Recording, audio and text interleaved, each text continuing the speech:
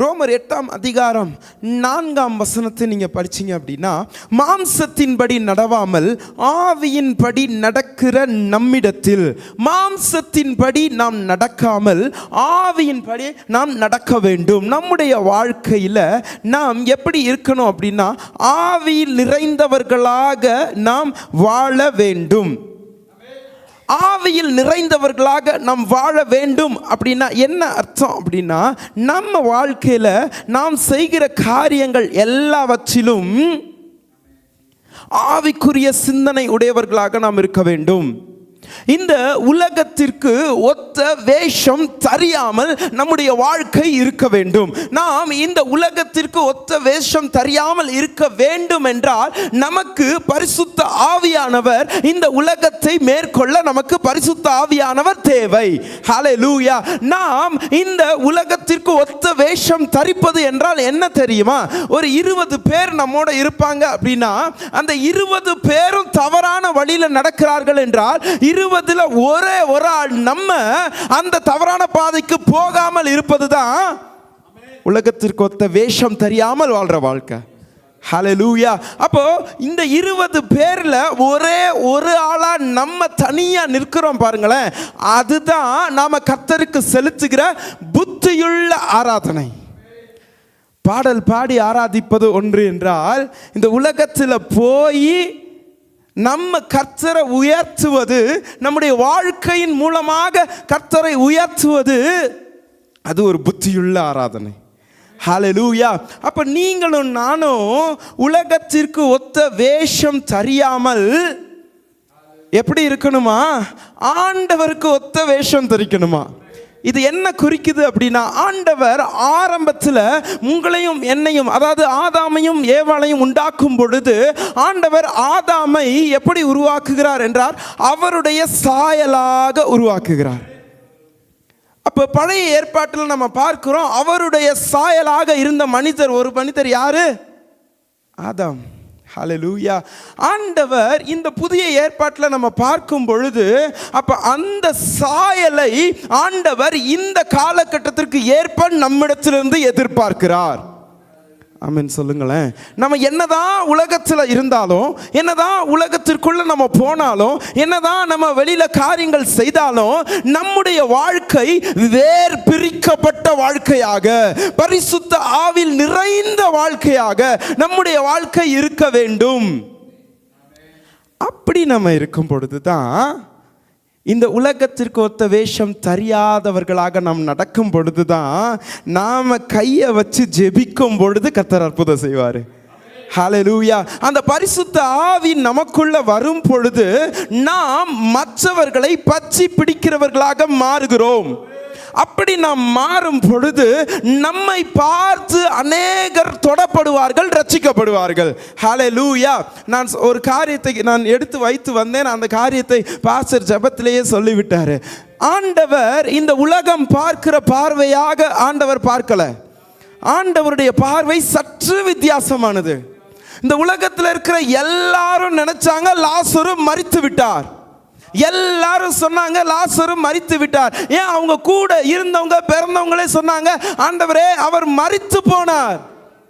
லாசரு என்ன போனாரு? மரித்து போய்விட்டார். அப்ப இந்த உலகம் என்ன சொல்லுது? அவர் மரித்து விட்டார். மரித்து எத்தனை நாள் ஆச்சு? 4 நாள் ஆயிற்று.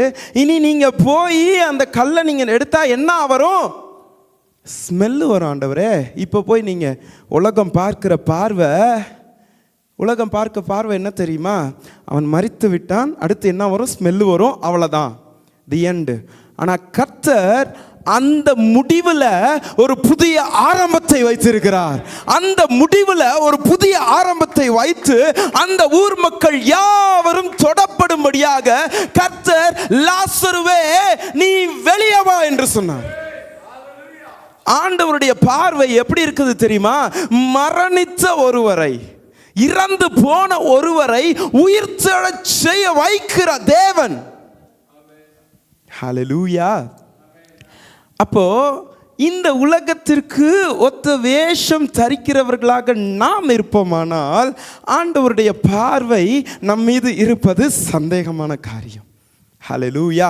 இந்த உலகத்திலிருந்து பிரிக்கப்பட்டவர்களாக நாம் இருக்கும் பொழுது கர்த்தர் நீதிமானுக்கு தன் ரகசியங்களை வெளிப்படுத்துகிறார் என்று வேதம் சொல்வது போல, நாம் இந்த உலகத்தை விட்டு சற்று பிரிந்து இருப்போமானால் நமக்கு நாமே சற்று ஒரு சர்க்கிள் போட்டு அதுக்குள்ள நாம் வாழ்ந்து கொண்டே இருப்போமானால் கர்த்தர் நம்மை தெரிந்து கொண்டு நம் மூலமாக அநேக ஆவிக்குரிய வாழ்க்கையில் மரித்து போனவர்களை எழுப்புவதற்கு கர்த்தர் நம்மை பயன்படுத்துவார். நீங்கள் பேசும் பொழுது ஆவிக்குரிய வாழ்க்கை மீண்டும் துளிர்விடும். உங்கள் பார்வை கர்த்தருடைய பார்வைக்கு ஒத்ததாக மாறத் தொடங்கும். ஹல்லேலூயா. அப்போ ஆண்டவர் இந்த லாசருவை பார்த்து நீ என்ன பண்ணு, வெளியில வா என்று சொன்னார். எத்தனை நாள் ஆச்சு? 4 நாள் ஆயிட்டு. மனுஷனோட பார்வைக்கு அவன் இறந்துட்டான். இனி அவ்வளோதான், இனிமேல் ஒரு ஆரம்பம் வாழ்க்கையில் கிடையாது. இனி அவர் உயிர் தெழுவார். எப்போ உயிர் தெழுவார்னா ஆண்டவர் 2ஆம் வருகையில் அவர் உயிர் தெழுவார்னு சொல்கிறாங்க. ஹல்லேலூயா. ஆனால் ஆண்டவரோ அப்போ உயிர் தெழுறது இருக்கட்டும், இப்போ ஒரு அற்புதத்தை நான் செய்ய போறேன்னு சொல்லி ஆண்டவர் என்ன பண்றாரு, நீ வெளியில வா என்றார். இப்போ என்ன மீனிங் இந்த இடத்துல அப்படின்னா, ஆண்டவரை தேடுகிற நாம், கர்த்தருக்குள்ள இருக்கிற நாம், நம்முடைய வாழ்க்கையில் நம்ம அநேகரை சந்திக்கிறோம். வெளியில் இல்லை, அநேகரை நம்ம பார்க்குறோம். அநேகர் உயிர் தெழாமலே வாழ்ந்து கொண்டு இருக்கிறாங்க. அநேக கிறிஸ்தவர்கள் தேவனை அறிந்தும் அவர்களுக்குள்ள ஒரு மரம் மாற்றம் இல்லை. அவங்களுக்குள்ள பாவம் நிறைந்த வாழ்க்கை இருக்கிறது. இந்த பாவம் நிறைந்த வாழ்க்கை மாற்ற முடியாமல் அந்த பாவத்திலேயே தொடர்ந்து அவர்கள் சென்று கொண்டே இருக்கிறார்கள். யார் அவர்களை சரி செய்ய முடியும் என்றால், உலகத்திற்கு ஒத்த வேஷம் தெரியாமல் அவர்களுக்காக ஜெபிக்கிற பரிசுத்த ஆவியினால நிரம்பி இருக்கிற நம்மால மட்டும்தான் அவர்களை மறுமலர்ச்சிக்குள்ளாக, மனமாற்றத்திற்குள்ளாக நடத்த முடியும். ஹல்லேலூயா.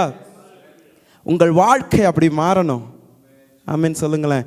எத்தனை பேர் இந்த காலை வேளையில் அப்படின்னு நினைக்கிறீங்க? ஹல்லேலூயா. நாம் யாரும் ஜெபிக்க போகிறோம். கர்த்தர் நம்மை அப்படியாய் மாற்றுவாராக, உலகத்திற்கு ஒத்த வேஷம் தெரியாதவர்களாக. ஓ ஹல்லேலூயா. நாம் யாரும் கண்களை மூடி ஜெபிப்போமா இந்த வேளையிலும் கூட? ஹல்லேலூயா. இந்த நேரத்தில் நம்ம இந்த கேட்ட வசனத்தின்படியாக ஆண்டவர் அநேகரை உயிர்த்தெழச் செய்வதற்கு நம்மை பயன்படுத்த போகிறார். அவர்கள் ஆவிக்குரிய வாழ்க்கையில் மீண்டுமாய் கூட உயிர்த்தெழும்படியாக. ஹல்லேலூயா.